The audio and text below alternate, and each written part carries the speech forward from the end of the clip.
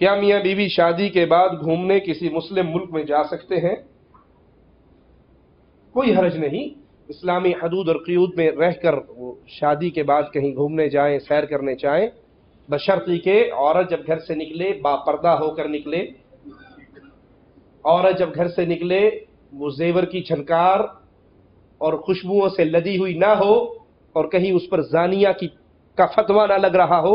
جیسے حدیث میں آتا ہے جب عورت نامحرم مردوں کے پاس سے گزرتی ہے خوشبو لگائی ہوئی، اس کی خوشبو غیر مردوں کی ناکوں میں پہنچتی ہے، فہیہ زانیۃ زانیۃ زانیہ، یہ بدکار اور زانیہ عورت ہے. اسلام کی حدود میں رہتے ہوئے اسلام نے آپ کو مکمل آزادی دی ہے. آپ سیر کریں، آپ پکنک پہ جائیں، بشرطی کہ یہ آپ کی بیوی آپ کی ہو.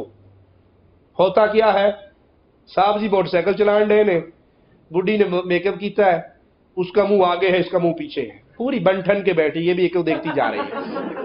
ارے بھائی بیوی کس کی ہے؟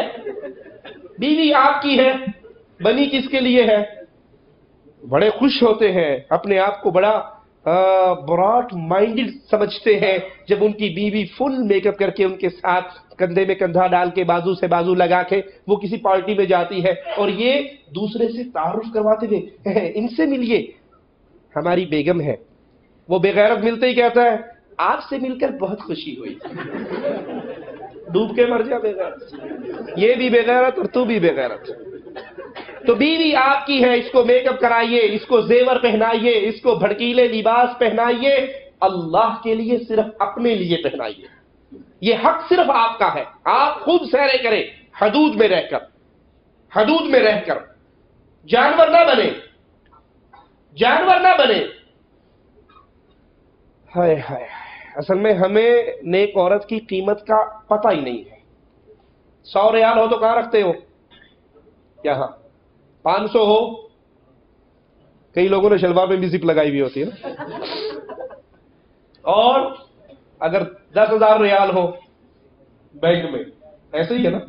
جتنی اماؤنٹ زیادہ ہوگی، جتنی قیمت زیادہ ہوگی، اس کو سیو کرنے کے اتنے ہی طریقے استعمال کرو گے. رسول کریم صلی اللہ علیہ وسلم کا فرمان سنیے،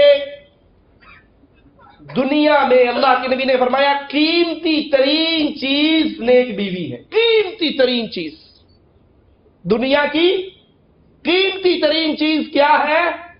نیک بیوی. اللہ کے نبی اس کو سب سے قیمتی کہہ رہے ہیں، اور آپ اس کو بالکل اوپن لے کے جا رہے ہیں. انا للہ و انا الیہ راجعون. اپنے دلوں میں غیرت ایمانی کو پیدا کیجئے، اور اسلام نے جو آپ کو جن حدود میں رکھ کر آزادی دی ہے اس آزادی سے فائدہ اٹھائیے.